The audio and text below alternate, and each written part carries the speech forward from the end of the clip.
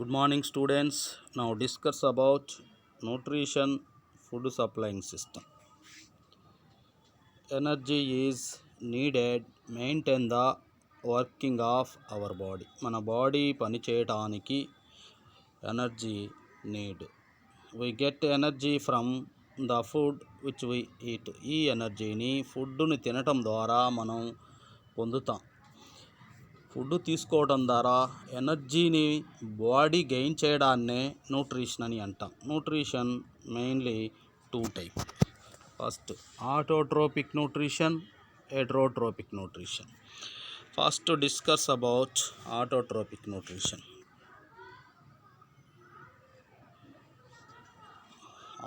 Autotrophic nutrition. Autotrophs is called plants. Autotrophs అని plants అని అంటాం. Autotrophs is light energy to synthesize chemical compounds. Autotrophs అనేవి light ఎనర్జీని ఉపయోగించుకొని కెమికల్ కాంపౌండ్స్ని తయారు చేస్తాయి. Autotrophs are capable of producing carbohydrate, protein, fat. Autotrophs అనేవి క్యాపబుల్గా కార్బోహైడ్రేట్స్ని, ప్రోటీన్స్ని, ఫ్యాట్ని తయారు చేయగలవు. Autotrophs are food prepare by photosynthesis. Autotrophs అనేవి ప్రోటోసింథసిస్ ప్రాసెస్ ద్వారా ఫుడ్ మెటీరియల్ని తయారు చేయగలవు. నెక్స్ట్ ఆటోట్రోప్స్ ప్రోటోసింథసిస్ ప్రాసెస్ ద్వారా ఓన్గా ఫుడ్ మెటీరియల్ని ప్రిపేర్ చేస్తాయి. Now discuss about photosynthesis. Chloroplast are the centre of photosynthesis. Photosynthesis की center chloroplast. The first photosynthesis equation given by C.B. Warnell. First photosynthesis equation వేసిన సైంటిస్ట్ ఎవరు అంటే C.B. Warnell. This is C.B. Warnell equation. This equation modified by Robert Hill. Now follow this equation. C.B. Warnell వేసిన ఈక్వేషన్ని chemical పరంగా కొంత balance లేకపోవటం వల్ల ఆ ఈక్వేషన్స్ని మాడిఫై చేసింది Robert Hill. This is Robert Hill equation. Nowadays following photosynthesis equation. ఈ రోజుల్లో ప్రోటోసింథసిస్ ఈక్వేషన్ ఏమంటే రాబర్ట్ హిల్ ఈక్వేషన్ మాత్రమే వేస్తున్నారు. ఎందుకంటే ఇది కెమికల్ పరంగా దాంట్లో ఉన్న ఈ ఆటమ్స్ అన్నీ బ్యాలెన్స్గా ఉన్నాయి కాబట్టి ప్రోటోసింథసిస్కి ఈ ఈక్వేషన్స్నే ప్రిఫర్ చేస్తారు. What is the photosynthesis? Photosynthesis అంటే ఏంటి? Simple ones together combined or formed complex substances is called photosynthesis. Photosynthesis అంటే సింపుల్ వన్స్ కలిసి కాంప్లెక్స్ సబ్స్టెన్సెస్గా తయారవ్వటాన్నే ప్రోటోసింథసిస్ అంటాము. Carbon dioxide simple ones, water simple ones, ఈ రెండు కలిసి కాంప్లెక్స్ వన్ అయిన గ్లూకోజ్ని తయారు చేసే ప్రాసెస్నే ప్రోటోసింథసిస్ అని అంటాం. ప్రోటోసింథసిస్ జరిగే ఏరియా ఏంటమ్మా అంటే క్లోరోప్లాస్ట్. క్లోరోప్లాస్ట్లో ప్రోటోసింథసిస్ అనేది జరుగుతుంది. Now discuss about structure of chloroplast. Chloroplast are disc shaped and consist of 3 layer. Chloroplast అనేది డిస్క్ షేప్లో ఉంటుంది, 3 లేయర్స్ని కలిగి ఉంటుంది. This is first layer, this is second layer, this is third layer. Third layer is formed sac like structure is called granum. This is third layer. Third layer దేనిగా form అయింది? గ్రానంగా form అయింది. Next chloroplast is filled with colourless fluid area are called stroma. క్లోరోప్లాస్ట్లో colourless fluid area అనేది ఉంటుంది, దీన్ని stroma అంటాం. ఇది మొత్తము కలర్లెస్ ఫ్లూయిడ్ ఏరియా, దీన్ని స్ట్రోమా అంటాం. Granum either side connected by stroma thylakoid. This is granum, this is granum. Granum either side stroma థైలకాయిడ్తో కనెక్ట్ చేయబడి ఉంటుంది. This is stroma thylakoid connect చేయబడి ఉంటుంది. Chlorophyll and other pigments of the chloroplast are fat soluble and are located liquid part of the thylakoid membrane. ఇక్కడ చూడండి, గ్రానంలో ఉన్న స్ట్రక్చర్స్ని ఏమంటామంటే thylakoids అంటాం. What is the granum? Group of thylakoid is called granum. This is granum. ఇవన్నీ plates లాగా 1 by 1 plates లాగా arrange చేయబడి ఉంటాయి. వాటిని థైలకాయిడ్స్ అంటాం. ఈ గ్రూప్ కలిస్తే అది గ్రానం అవుతుంది. ఈ థైలకాయిడ్స్ లేయర్లో లిక్విడ్ పార్ట్ ఉంటుంది. లిక్విడ్ పార్ట్లో ఫ్యాట్ ఉంటుంది. ఫ్యాట్లో సోల్యుబుల్ అయి క్లోరోఫిల్ అండ్ అదర్ పిగ్మెంట్స్ అనేవి ఉంటాయి. ఇది స్ట్రక్చర్ ఆఫ్ క్లోరోప్లాస్ట్. తర్వాత ఈ క్లోరోప్లాస్ట్లో ప్రోటోసింథసిస్ స్టెప్స్ అనేవి కొన్ని జరుగుతాయి. Photosynthesis occurs in several steps. ప్రోటోసింథసిస్లో సెవరల్ స్టెప్స్ ఉంటాయి. అవి అన్నీ క్లోరోప్లాస్ట్లోనే జరుగుతాయి. ఏంటి ఆ సెవరల్ స్టెప్స్ అంటే చూద్దాం. Conversion of light energy to chemical energy. Light energy అనేది కెమికల్ ఎనర్జీగా కన్వర్షన్ అవుతుంది. సెకండ్ది splitting of water molecule. Water molecule అనేది స్ప్లిట్టింగ్ అవుతుంది. వాటర్ మాలిక్యూల్ విడిపోతుంది. మూడవది reduction of carbon dioxide to carbohydrate. Carbon dioxide కార్బోహైడ్రేట్స్గా కన్వర్ట్ కావటము జరుగుతుంది. ఈ స్టెప్స్ ప్రోటోసింథసిస్లో ఉంటాయి. How many phases of photosynthesis? ప్రోటోసింథసిస్లో 2 phases ఉంటాయి. ఏంటి ఆ 2 phases ఒకసారి చూద్దాం. Light reaction, dark reaction. ఇవి ప్రోటోసింథసిస్లో ఉండే ఫేజెస్. వీటి గురించి మనం ఒకసారి డిస్కస్ చేద్దాం.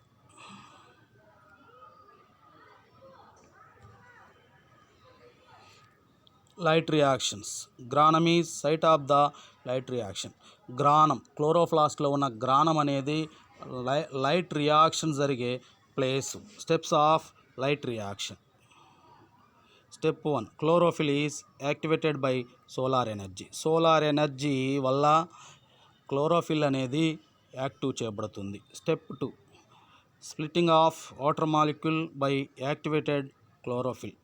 యాక్టివేటెడ్ అయిన క్లోరోఫిల్, సోలార్ ఎనర్జీతో యాక్టివేటెడ్ అయిన క్లోరోఫిల్ వాటర్ మాలిక్యూల్ని స్ప్లిట్టింగ్ చేస్తుంది. Water molecule convert to H+ ions and OH- ions. ఈ క్లోరోఫిల్ వాటర్ మాలిక్యూల్ని స్ప్లిట్టింగ్ చేస్తే water molecule H+ ions, OH- అయాన్స్గా మారతాయి. Step 3, ATP NADPH formed with H+ ions. Water and oxygen formed with OH- ions. మరి ఇలా water molecule split అవ్వగా ఏర్పడిన H+ ions ఏటీపీని, NADPHని ఫామ్ చేస్తాయి. OH- అయాన్స్ వాటర్ని, ఆక్సిజన్ని ఫామ్ చేస్తాయి. NADPH, ATP enter to stroma from granum. గ్రానంలో ఏర్పడిన ATP, NADPH స్ట్రోమాలోనికి ఎంటర్ అవుతాయి. స్ట్రోమాలోనికి ఎంటర్ అయిన తర్వాత లైట్ రియాక్షన్స్లో ఇన్వాల్వ్ అవుతాయి. Next discuss about dark reactions. నేను లైట్ రియాక్షన్స్ అని చెప్పానమ్మా. డార్క్ రియాక్షన్లో ATP, NADPH అనేది ఇన్వాల్వ్ అవుతాయి. అది గుర్తుంచుకోండి కొంచెము. Next dark reaction. Stroma is site of the dark reaction. స్ట్రోమాలోనికి లైట్ రియాక్షన్స్లో ఏర్పడిన ATP, NADPH స్ట్రోమాలోనికి ఎంటర్ అవుతాయి. స్ట్రోమాలోనికి ఎంటర్ అయి డార్క్ రియాక్షన్స్లో ఇన్వాల్వ్ అవుతాయి. ఇందాక కొంచెము లైట్ రియాక్షన్స్ అని చెప్పాను, పొరపాటున అలా చెప్పాను, క్షమించండి. ఇలా stroma is site of the dark reaction. స్ట్రోమాలో డార్క్ రియాక్షన్స్ జరుగుతాయి. In the dark phase the nitrogen of the NADPH is used to combine it with CO2 by utilizing ATP energy and to produced glucose. ఇక్కడ గమనిస్తే ఏం జరిగిందమ్మా అంటే ఈ స్ట్రోమాలోనికి enter అయిన NADPH కార్బన్ డైఆక్సైడ్తో కంబైండ్ అయి ATPలో ఉన్న ఎనర్జీని యూటిలైజ్ చేసుకొని గ్లూకోజ్గా కన్వర్ట్ అవుతుంది. Finally the glucose convert to starch. ఫైనల్గా ఈ గ్లూకోజ్ అనేది స్టార్చ్గా కన్వర్ట్ అవుతుంది. Next heterotrophic nutrition. Heterotrophic nutrition. Already మనం ఆటోట్రోపిక్ న్యూట్రిషన్ గురించి చూసాం. నెక్స్ట్ మనం హెటరోట్రోపిక్ న్యూట్రిషన్ గురించి చూద్దాం. Some organism which cannot prepare their own food but depend upon others for their food are called heterotrophs. In this type of nutrition is called heterotropic nutrition. అంటే ఏంటమ్మా అంటే కొన్ని organisms అనేవి ఓన్గా food మెటీరియల్ని తయారు చేసుకోలేవు. అలా తయారు చేసుకోలేక ఇతర జీవులపై ఫుడ్ కోసం ఆధారపడతాయి.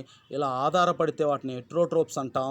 ఇలా ఆధారపడి ఫుడ్ తీసుకుంటే ఇతర ఆర్గనిజమ్స్ నుంచి ఫుడ్ తీసుకుంటే ఆ టైప్ ఆఫ్ న్యూట్రిషన్ని హెటరోట్రోపిక్ న్యూట్రిషన్ అని అంటాం. Type of heterotrophic nutrition. Heterotrophic న్యూట్రిషన్లో saprophyte nutrition, parasitic nutrition, holozoic nutrition ఉంటాయి. సాఫ్రోఫైటిక్ న్యూట్రిషను బ్యాక్టీరియా, ఫంగీలో జరుగుతుంది. పారాసైటిక్ న్యూట్రిషను కస్కుటాలో జరుగుతుంది. ఏలోజోయిక్ న్యూట్రిషను యానిమల్, హ్యూమన్ బీయింగ్లో జరుగుతుంది. Next amoeba, paramecium also called heterotrophic organisms. ఈ అమీబా, పారామిషియం అనేవి ఏమంటాం వీటిని హెటరోట్రోపిక్ ఆర్గనిజమ్స్ అని అంటాం. Amoeba takes food through pseudopodia. ఈ సూడోపోడియా ద్వారా వీటిని ఫింగర్ లైక్ ప్రొజెషన్స్ అంటాం. ఈ సూడోపోడియా ద్వారా ఫుడ్ని అమీబా కలెక్ట్ చేసుకుంటుంది. Next paramecium. Paramecium food is move to the specific spout by the moment of cilia. వీటిని సీలియాస్ అని పిలుస్తాం. ఈ సీలియాస్ ద్వారా ఫుడ్ స్పౌట్ దగ్గరికి మూవ్ అవుతుంది. స్పౌట్ నుంచి ఆ ఫుడ్ని బాడీలోనికి ఇంజెక్ట్ చేస్తుంది. ఈ విధంగా పారాసైటిక్ న్యూట్రిషను అమీబాలో, పారామిషియంలో జరుగుతుంది.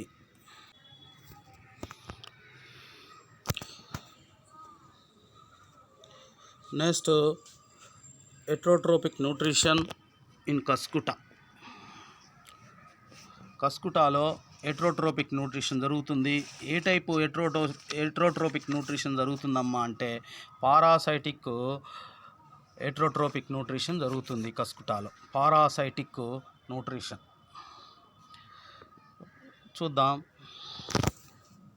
చూడండి. కస్కుట అదర్ ప్లాంట్స్ పైన ఇలా మెలితిరుగుతూ పెరుగుతుంది. దీనికి వైట్ కలర్లో ఫ్లవర్స్ కనిపిస్తున్నాయి. దాన్నే కస్కుటా అని అంటాం. కస్కుటా ఈజ్ ఏ లీఫ్లెస్ ఫిన్నింగ్ పారాసైటిక్ ప్లాంట్. దీనికి ఆకులు ఉండవు. మొక్క పైన మెలితిరుగుతూ పెరిగే దీని పారాసైటిక్ ప్లాంట్నే కస్కుటా అని అంటాం. Cuscuta contain no chlorophyll. Leaves ఉండవు కాబట్టి క్లోరోఫిల్ ఉండదు. Cuscuta contain no chlorophyll. కాబట్టి క్లోరోఫిల్ లేదు కాబట్టి ఓన్గా ఫుడ్ని తయారు చేసుకోలేదు. Cuscuta is growing on the other plants పైన పెరుగుతుంది ఇది. Cuscuta contain root like structure is called haustoria. కస్కుటాలో రూట్ లైక్ స్ట్రక్చర్స్ ఉంటాయి. వాటిని అస్టేరియాస్ అంటాం. Haustoria of the cuscuta is penetrate into plant tissue of the xylem and phloem. ఏం చేస్తుంది అంటే ఈ అస్టేరియాస్ని ఏ ప్లాంట్ పైన అయితే పెరుగుతుందో ఆ ప్లాంట్ యొక్క బాడీలోనికి పెనరేట్ చేసి జైలం అండ్ ఫోయిలంలోనికి పెనరేట్ చేసి జైలం నుంచి కావాల్సిన water is drawn through the haustoria from the host plants xylem and nutrients drawn from the its phloem. ఇక్కడ ఏం చేస్తుందంటే ఆ పెనరేట్స్ అస్టేరియాస్ని ఏ ప్లాంట్ పైన అయితే పెరుగుతుందో ఆ ప్లాంట్లోనికి పెనరేట్ చేస్తుంది. పెనరేట్ చేసి జైలం నుంచి వాటర్ని, ఫ్లూయం నుంచి ఫుడ్ మెటీరియల్ని ఈ అస్టేరియాస్ ద్వారా ఈ కస్కుటా ప్లాంటు అబ్జార్ప్షన్ చేసుకుంటుంది. ఈ విధమైన పారాసైటిక్ న్యూట్రిషను కస్కుటాలో కనిపిస్తుంది. నెక్స్ట్ న్యూట్రిషన్ ఇన్ హ్యూమన్ బీయింగ్లో న్యూట్రిషన్ గురించి చూద్దాం. Human digestive system is very complex in nature. Human యొక్క డైజెస్టివ్ సిస్టమ్ గురించి చూస్తే very complex in nature. Digestive tract is long tube is called guts or alimentary canal అంటాం. ఈ digestive tract అనేది చాలా పొడవుగా ఉంటుంది. ఎంత పొడవు ఉంటుందంటే 9 మీటర్స్ లెంత్ ఉంటుంది. దీన్ని ఏమని పిలుస్తాము అంటే గట్స్ అంటాం, లేదా ఎలిమెంటరీ కెనాల్స్ అని కూడా అంటాం. Guts extending from the mouth to anus. Mouth నుంచి యాన్యూస్ దాకా గట్ అనేది ఎక్స్టెండింగ్ విస్తరించి ఉంటుంది. నెక్స్ట్ డైజెస్టివ్ సిస్టంలో వచ్చే పార్ట్స్ గురించి ఒకసారి మనం డిస్కస్ చేద్దాం.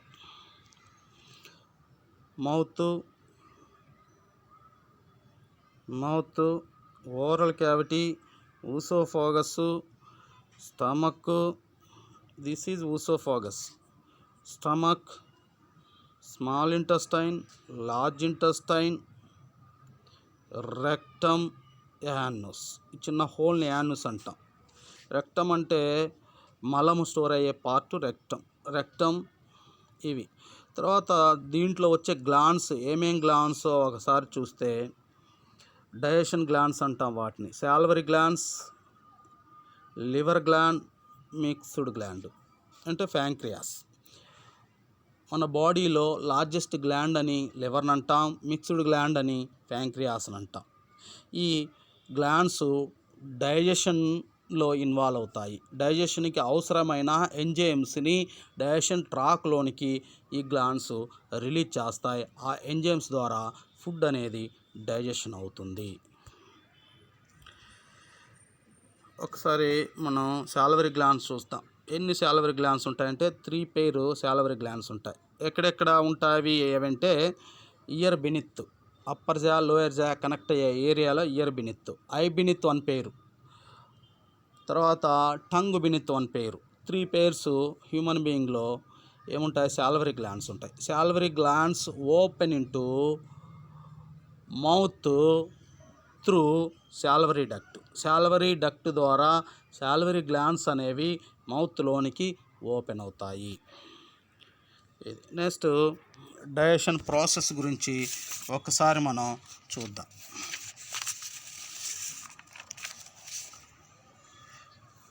Food is mastication in our mouth. Food ఏం చేయబడుతుందమ్మా అంటే మౌత్లో మాస్టికేషన్ చేయబడుతుంది. ఇలా మౌత్లో మాస్టికేషన్ చేయబడిన ఫుడ్ బాల్ లైక్ స్ట్రక్చర్గా ఫామ్ అవుతుంది. దాన్ని బోలస్ అని అంటాం. In this food enter to stomach through oesophagus by process of peristalsis. సరే, ఫుడ్లో మాస్టికేషన్ చేయబడిన మౌత్లో మాస్టికేషన్ చేయబడిన ఫుడ్ ఊసోఫాగస్ ద్వారా స్టమక్లోనికి చేరుతుంది. ఊసోఫాగస్ ద్వారా స్టమక్లోనికి చేరేటప్పుడు ఊసోఫాగస్లో వేవ్ లైక్ మూమెంట్ ఫామ్ అవుతుంది. దాన్నే పెరిస్టాలిసిస్ ఆర్ పెరిస్టాలిటిక్ మూమెంట్ అని అంటాము. ఇప్పుడు ఫుడ్ స్టమక్లోనికి చేరింది. Food stay 4 hours in stomach. 4 hours food అనేది స్టమక్లో స్టే చేస్తుంది. Food is digestion partially in stomach. Food is digestion partially in stomach. Food అనేది డైజెషన్ అయ్యేది పార్షియల్గా డైజెషన్ అవుతుంది స్టమక్లో. ఈ పార్షియల్గా డైజెషన్ అయిన ఫుడ్ని ఖైమ్ అని పిలుస్తాం. ఇలా పార్షియల్గా డైజెషన్ అయిన ఫుడ్ ఏం చేయబడుతుంది అంటే then after food enter to small intestine. Small ఇంటెస్టైన్లోనికి ఫుడ్ ఎంటర్ అవుతుంది.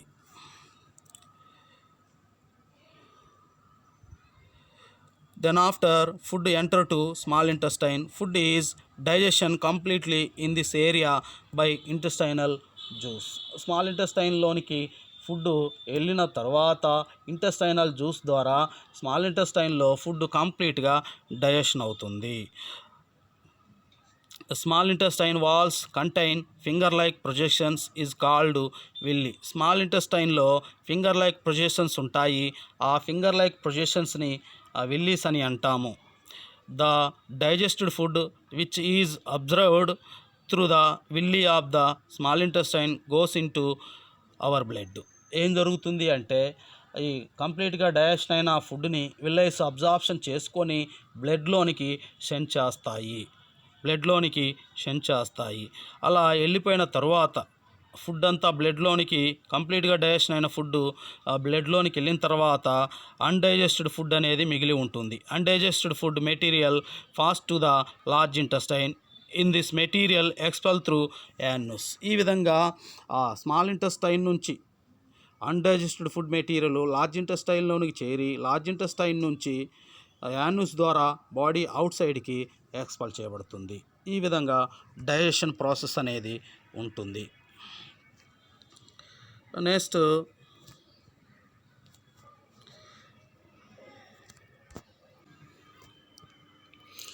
disease due to malnutrition.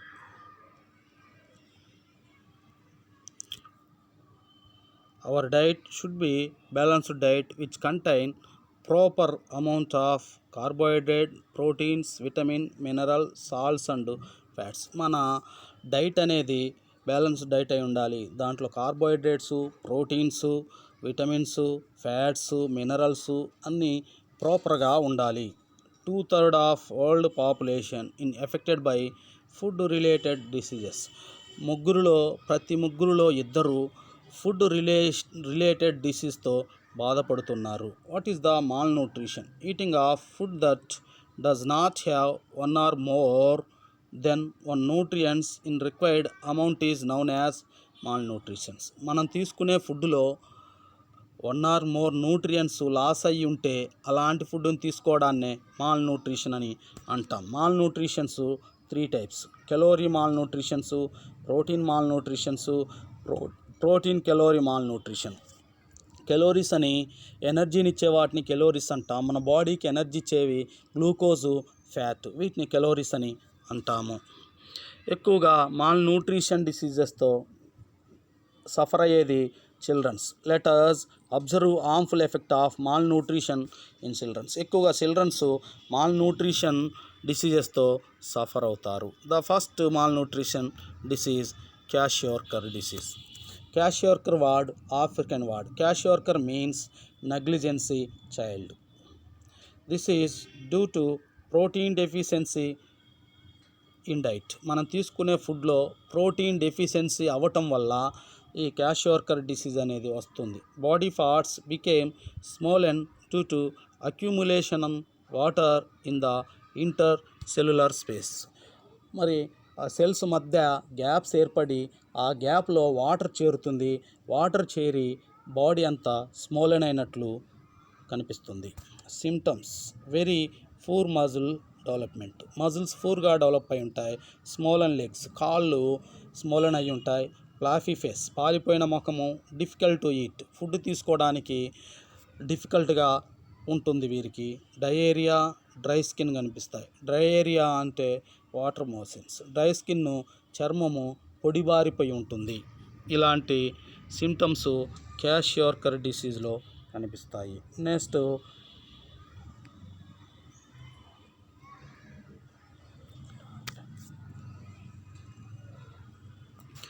మొరాస్మస్ disease. Marasmus disease. This is due to deficiency of both protein and calorie. అంటే ఇక్కడ ఏంటంటే protein and calorie deficiency disease. ఇది తీసుకునే ఆహారంలో proteins, fat, carbohydrate 3 లోపించిన ఆహారాన్ని తీసుకోవటం ద్వారా వచ్చే డిసీజే marasmus. Generally this disease occurs when there is an immediate second pregnancy repeated child birth.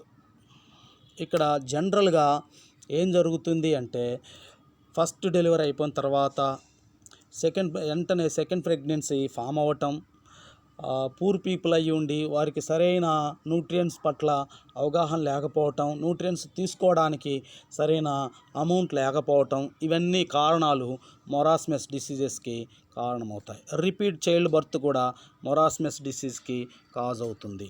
Next symptoms: lean and week. ఎలా ఉంటారు వీళ్ళంటే చాలా వీక్గా ఉంటారు. లీన్ అండ్ వీక్గా కనిపిస్తారు. స్మెల్లింగ్ లింబ్స్, కాళ్ళు చేతులు వాసి ఉంటాయి. లెస్ డెవలప్మెంట్ మజిల్స్ అనేవి లెస్గా డెవలప్ అయి ఉంటాయి. Dry skin, dry area. Dry skin పొడిబారిన చర్మము, వాటర్ మోషన్స్ వీరిలో కూడా కనిపిస్తాయి. ఇవి సిమ్టమ్స్. Next obesity.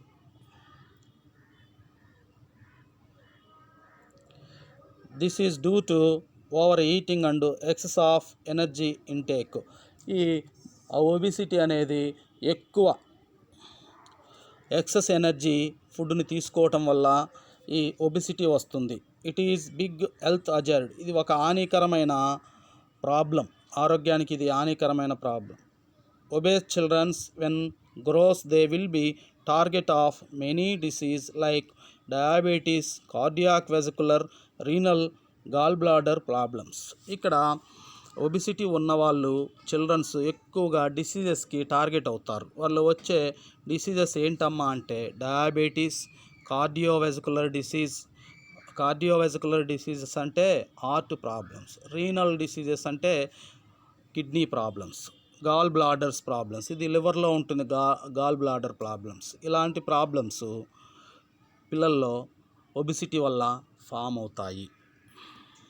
అందుకనే పిల్లలకి మనం ఏం చేయకూడదంటే తగినంత ఆహారాన్ని, సరిపోయేంత ఆహారాన్ని మాత్రమే ఇవ్వాలి. ఎక్సెస్ న్యూట్రియంట్స్ని, ఎక్కువగా ఎనర్జీనిచ్చే ఫుడ్ని పిల్లలకి ఎక్కువగా పెట్టకూడదు. సరిపడిన ఆహారాన్ని మాత్రమే మనం అందించాలి.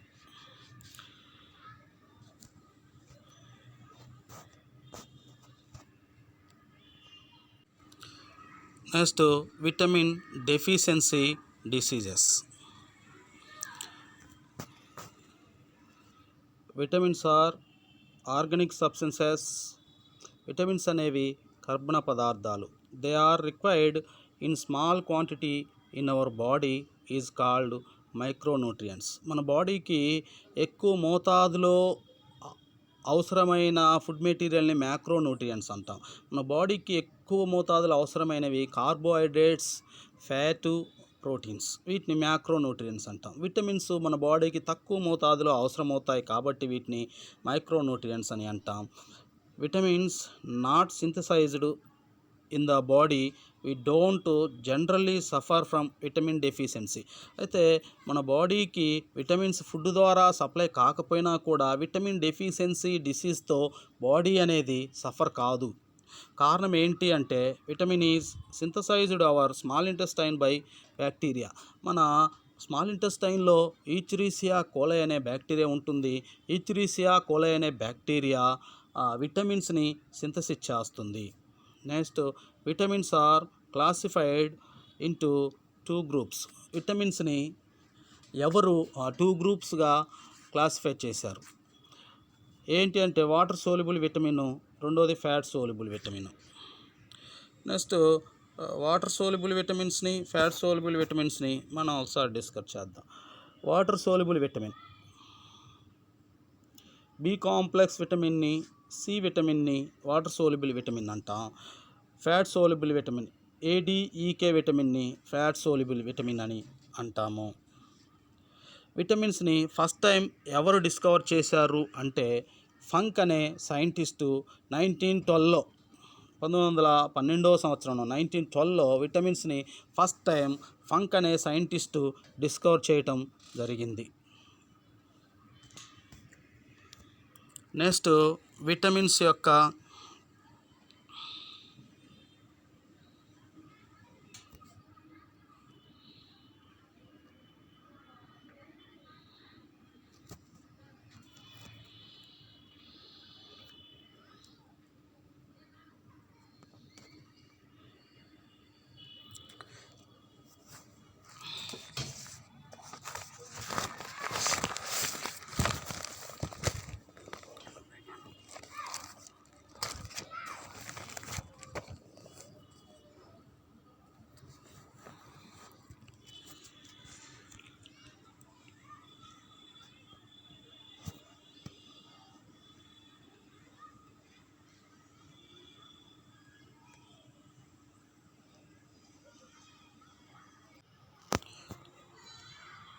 సరే అయితే విటమిన్స్ గురించిన సమాచారాన్ని చూద్దాం.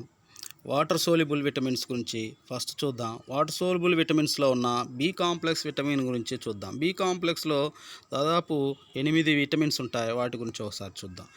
B1 vitamin. B1 యొక్క కెమికల్ నేము థయామిన్. ఇది ఏ పదార్థాలలో లభిస్తుందంటే సిరల్స్. సిరల్స్ అంటే ఆహారానికి ఉపయోగించే ధాన్యాన్ని సిరల్స్ అంటాం. ఆయిల్ షీట్స్లో, వెజిటేబుల్స్లో, మిల్క్, మీటు, ఫిష్, ఎగ్స్ మొదలైన పదార్థాలలో ఇవి దొరుకుతాయి. డెఫిషియన్సీ డిసీజెస్, దీన్ని లోపించడం వల్ల వచ్చే వ్యాధి ఏంటంటే బెరీ వ్యాధి. సిమ్టమ్స్ ఎలా ఉంటాయి అంటే vomitings, fits, loss of appetite, difficulty in breathing, paralysis ఇలాంటి సిమ్టమ్స్ ఉంటాయి. ఇది విటమిన్ B1 విటమిన్. రెండోది B2 విటమిన్ గురించి చూద్దాం. B2 విటమిన్ పేరు కెమికల్ నేము రైబోఫ్లావిన్. ఇది ఎక్కడెక్కడ ఏ పదార్థాల్లో లభిస్తుంది అంటే milk, egg, liver, kidney, green leafy వెజిటేబుల్స్లో దొరుకుతుంది. గ్లాసైటిస్ అనే డిసీజెస్ వస్తుంది ఇది లోపించిన ఆహారాన్ని తీసుకోవడం వల్ల. గ్లాసైటిస్ అంటే ఏంటంటే టంగు బాగా పగిలిపోయి రెడ్ కలర్లో ఫామ్ అవుతుంది, తలతలలాడుతూ ఉంటుంది, ఎర్రగా తలతలలాడుతూ ఉంటుంది. ఇలాంటి డిసీజ్నే గ్లాసైటిస్ అంటాం. Symptoms mouth cracks at corners, నోటి మూలలు పగలటం, రెడ్ అండ్ సోర్ టంగ్, ఇందాకనే చెప్పా red and sore tongue.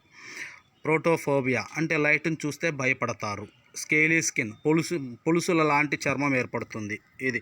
Next B3 vitamin. దీని కెమికల్ నేము నియాసిన్. ఏ పదార్థాల్లో లభిస్తుంది అంటే kidney, liver, meat, egg, fish, oil seeds మొదలైన పదార్థాలలో లభిస్తుంది. దీనివల్ల పెలగ్రా అనే డిసీజెస్ వస్తుంది. ఇది స్కిన్కు సంబంధించిన డిసీజ్. దీని యొక్క సిమ్టమ్స్ డెర్మటైటిస్, స్కిన్ సంబంధించిన డిసీజ్. డెర్మటైటిస్ అంటే skin diseases. Diarrhoea, water motions, loss of memory, scaly skin, memory loss అవటం, పొలుసుల వంటి చర్మం ఏర్పడటం వీటి యొక్క లక్షణం. నెక్స్ట్ B6 యొక్క కెమికల్ నేమ్ వచ్చేసి పెరిడాక్సిన్. ఏ పదార్థాల్లో లభిస్తుందంటే cereals, oil seeds, vegetables, milk, meat, fish, eggs, liver మొదలైన పదార్థాలలో లభిస్తుంది. దీని డెఫిషియన్సీ వల్ల వచ్చే డిసీజ్ ఏంటమ్మా అంటే ఎనిమియా. ఎనిమియా అంటే రక్తహీనత. సిమ్టమ్స్ ఎలా ఉంటాయి? ఎనిమియా వ్యాధి వస్తే సిమ్టమ్స్ వ్యాధి లక్షణాలు ఎలా ఉంటాయంటే హైపర్ ఇరిటబిలిటీ. ఓకేనా? హైపర్ ఇరిటబిలిటీ అంటే ఏంటంటే చిరాకు పడటం, ప్రతిదానికి చిరాకు పడటం, నౌసియా అనారోగ్యం, వామిటింగ్స్, ఫిట్స్ ఇలాంటి లక్షణాలు కనిపిస్తాయి. Next B12 vitamin.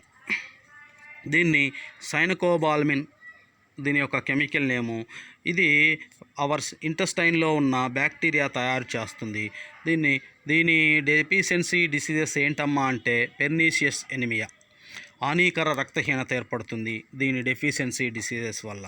Lean and weak, less aptitude. ఎలా ఉంటారు? వీక్గా ఉంటారు, పెద్ద ఉత్సాహకరంగా కనిపించరు. Next folic acid. ఈ B complex vitamin folic acid ఏ పదార్థాల్లో లభిస్తుంది అంటే liver, meat, eggs, milk, fruits, cereals, leafy వెజిటేబుల్స్లో దొరుకుతుంది.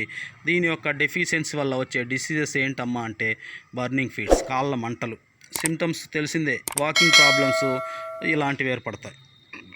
Next pantothenic acid. ఇది కూడా B కాంప్లెక్స్ విటమిన్. ఏ పదార్థాల్లో లభిస్తుందంటే sweet potatoes, ground nuts, vegetables, liver, kidney, egg. Biotin లభించే పదార్థాలు pulses, nuts, vegetables, liver, milk, kidney. దీని డెఫిషియన్సీ వల్ల వచ్చే డిసీజెస్ ఏంటమ్మా అంటే నర్వస్ డిజార్డర్స్ ఏర్పడతాయి.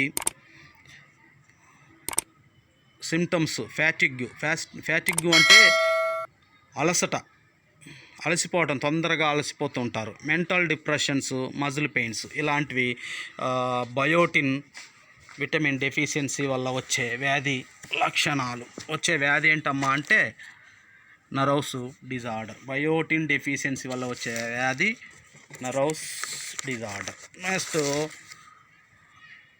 ఇంతవరకు బి కాంప్లెక్స్ విటమిన్ అయిపోయాయి. రెండోది సి విటమిన్. సి విటమిన్ యొక్క కెమికల్ నేము ఆస్కార్బిక్ యాసిడ్. దొరికే పదార్థాలు green leafy vegetables, citrus fruits, sprouts. Citrus fruits అంటే నిమ్మ, బత్తాయి, కమలా పండ్లు, వీటిని సిట్రస్ ఫ్రూట్స్ అని అంటాం. వాటిలో దొరుకుతుంది. దీని డెఫిషియన్సీ వల్ల వచ్చే డిసీజ్ స్కర్వీ.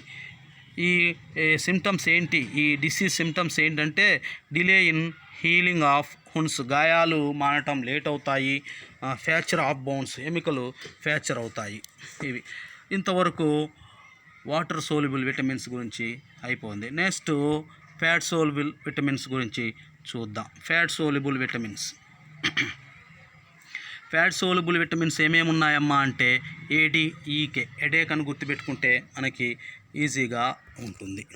చూడండి, A vitamin. First A vitamin యొక్క chemical name retinol. A vitamin resources, లభించే పదార్థాలు leafy vegetables, carrot, tomato, pumpkin, papaya, mango, meat, fish, egg, liver, milk, cod liver oil. Cod fish ఉంటుంది. ఆ fish నుంచి, liver నుంచి oil తీస్తారు. అది shark liver oil. Shark fish liver నుంచి ఆయిల్ని తీస్తారు. ఆ ఆయిల్స్లో ఈ రెటినాల్ విటమిన్ అనేది ఉంటుంది. డెఫిషియన్సీ డిసీజెస్ ఏంటమ్మా అంటే ఐ డిసీజెస్, స్కిన్ డిసీజెస్ వస్తాయి. సిమ్టమ్స్ నైట్ బ్లైండ్నెస్ అంటే రేచీకటి ఏర్పడుతుంది. జిరాప్థాల్మియా అంటే ఏంటమ్మా అంటే కళ్ళు అనేవి, ఐ అనేది డ్రై అవుతుంది. ఐ డ్రై అయ్యి ఐ ఫ్రంట్ పార్ట్న ఉన్న లేయరు ఏమవుతుంది అంటే బ్రస్ట్ అవుతుంది, పగిలిపోతుంది. పగిలిపోవటం వల్ల కంటి చూపు అవుతుంది. దీన్నే జిరాప్థాల్మియా అంటాం. Next cornea failure. కంటి పైన కోర్నియా అనేది ఉంటుంది. ఆ కోర్నియా ఫెయిల్ అవుతుంది. స్కేలీ స్కిన్, పొలుసుల వంటి చర్మం ఏర్పడుతుంది. ఇది ఏ విటమిన్ డెఫిషియన్సీ వల్ల వచ్చే వ్యాధి లక్షణాలు. Next calciferol. డి విటమిన్ యొక్క కెమికల్ నేము క్యాల్సిఫెరాల్. ఏ పదార్థాల్లో లభిస్తుందంటే liver, egg, butter, cod liver oil, shark liver oil. Morning sun rays నుంచి కూడా దొరుకుతాయి. ఎట్లా మార్నింగ్ సన్ రేస్ ద్వారా డి విటమిన్ బాడీలో ఫామ్ అవుతుందంటే మన బాడీలో కొలెస్ట్రాల్ ఉంటుంది. ఆ కొలెస్ట్రాల్ పైన సన్ రేస్ అనేవి ఫెల్ డౌన్ అయినప్పుడు ఆ కొలెస్ట్రాల్ డి విటమిన్గా కన్వర్ట్ అవుతుంది. ఈ విధంగా మార్నింగ్ సన్ రేస్ ద్వారా మాత్రమే, మధ్యాహ్నము ఎండలో నిలబడితే వస్తుంది కదా అని అనుకోవద్దు, అలా రాదు. మార్నింగ్ సన్ రేస్ వల్ల మాత్రమే ఈ డి విటమిన్ బాడీలో ఫామ్ అవుతుంది. ఎలా ఫామ్ అవుతుందో చెప్పాను. దీని డెఫిషియన్సీ వల్ల వచ్చే డిసీజ్ ఏందమ్మా అంటే రికెట్స్. సిమ్టమ్స్ ఏంటి? లక్షణాలు improper formation of bones improper, క్రమంగా ఫామ్ కావు. వంకలు పోయి, కొంతమందికి దొడ్డిగాళ్ళు, ముట్టెకాళ్ళు వంకలు పోయి వికృతమైన ఆకారంలో ఫామ్ అవుతాయి. రెండోది నాక్నెస్, తాకిన వెంటనే విరిగిపోతాయి. స్మోలెన్ రిస్ట్ దగ్గర వాసినట్లు కనిపిస్తాయి. డిలైడ్ డెంటేషన్, దంతాలు ఏర్పడటం అనేది లేట్ అవుతుంది. వీక్ బోన్స్ వీక్గా ఉంటాయి. ఇవి సిమ్టమ్స్. తర్వాత ఈ విటమిన్ యొక్క కెమికల్ నేమ్ టోకోఫెరాల్. ఎక్కడెక్కడ దొరుకుతుంది ఈ విటమిన్ అంటే ఫ్రూట్స్, వెజిటేబుల్స్. స్ప్రౌట్స్ అంటే మొలకెత్తే విత్తనాలని స్ప్రౌట్స్ అంటాం. స్ప్రౌట్స్, మీటు, ఎగ్గు, సన్ఫ్లవర్ ఆయిల్లో ఈ టోకోఫెరాల్ దొరుకుతుంది. దీని డెఫిషియన్సీ వల్ల ఫెర్టిలిటీ డిజార్డర్స్ ఏర్పడతాయి. ఫెర్టిలిటీ డిజార్డర్స్ అంటే ఏంటంటే మేల్స్లో మేల్ క్యారెక్టర్స్ లేకపోవటం, దాన్ని ఏమంటాము, మేల్స్లో మేల్ క్యారెక్టర్స్ ఉండవు, దానివల్ల సంతానోత్పత్తి ఉండదు. ఫిమేల్స్లో ఏం జరుగుతుందమ్మా అంటే ప్రెగ్నెన్సీ అయినా కూడా నిలబడదు. ఏం ఏర్పడతాయి? అబార్షన్ అవుతూ ఉంటుందన్నమాట. ఓకేనా? అబార్షన్ అవుతుంది. ప్రెగ్నెన్సీ అయిన తర్వాత అబార్షన్ అవుతుంది ఈ విటమిన్ డెఫిషియన్సీ వల్ల. ఇలాంటి ప్రాబ్లమ్స్ని ఏమంటాం? ఫెర్టిలిటీ డిజార్డర్స్ అని అంటాం. సిమ్టమ్స్ ఆల్రెడీ ఇక్కడ ఇచ్చాం. Sterility in males. స్టెరిలిటీ అంటే ఇప్పుడే చెప్పా. ఏంటి స్టెరిలిటీ అంటే? మేల్ క్యారెక్టర్స్ లేకపోవటం, రీప్రొడక్షన్ చేయలేరు, సంతానాన్ని ఉత్పత్తి చేయలేరు. ఓకేనా? నెక్స్ట్ అబార్షన్స్ ఇన్ ఫిమేల్స్లో ఏమవుతాయి, అబార్షన్స్ అవుతాయని చూశాను, చెప్పాను అబార్షన్స్ అవుతాయి. ఇవి ఫెర్టిలిటీ డిజార్డర్స్, ఇలాంటి లక్షణాలు ఉంటాయి. ఓకేనా. ఇంకోటి చెప్పుకోవాలి, ఈ విటమిన్ యొక్క అదర్వైజ్ నేమ్ ఏంటంటే యాంటీ స్టెరిలిటీ విటమిన్. అంటే హ్యూమన్లో ఈ ఫెర్టిలిటీ డిజార్డర్స్ లేకుండా చేస్తాయి కాబట్టి యాంటీ స్టెరిలిటీ విటమిన్ అని ఈ విటమిన్ అంటాం. నెక్స్ట్ ఫిల్లోకినోన్. కే విటమిన్ యొక్క కెమికల్ నేమ్ ఫిల్లోకినోన్. ఎక్కడెక్కడ దొరుకుతుందమ్మా ఇదంటే గ్రీన్ లీఫీ వెజిటేబుల్స్లో, మిల్క్లో ఇది దొరుకుతుంది. దీని డెఫిషియన్సీ డిసీజెస్ ఏంటంటే బ్లడ్ క్లాటింగ్. ఓకేనా. ఈ డెఫిషియన్సీ డిసీజెస్ అంటాం, బ్లడ్ క్లాటింగ్ అనేది డిలే అవుతుంది. Symptoms delay in blood clotting, over bleeding. Blood clotting కావటం డిలే అవుతుంది, బ్లడ్ క్లాటింగ్ కావటం డిలే అయితే ఓవర్ బ్లీడింగ్ అవుతుంది. ఇలాంటి సిమ్టమ్స్ ఈ విటమిన్ ద్వారా ఏర్పడుతుంది, కే విటమిన్ ద్వారా. ఓకే స్టూడెంట్స్, ఆల్రెడీ మనం water సోల్యుబుల్ vitamins, fat soluble vitamins చూసాం. ఇవి బాగా చదవండి, బాగా నేర్చుకోండి. నెక్స్ట్ ఫర్దర్గా ఇంకొక లెసన్ని ప్రిపేర్ చేద్దాం. Okay, thank you.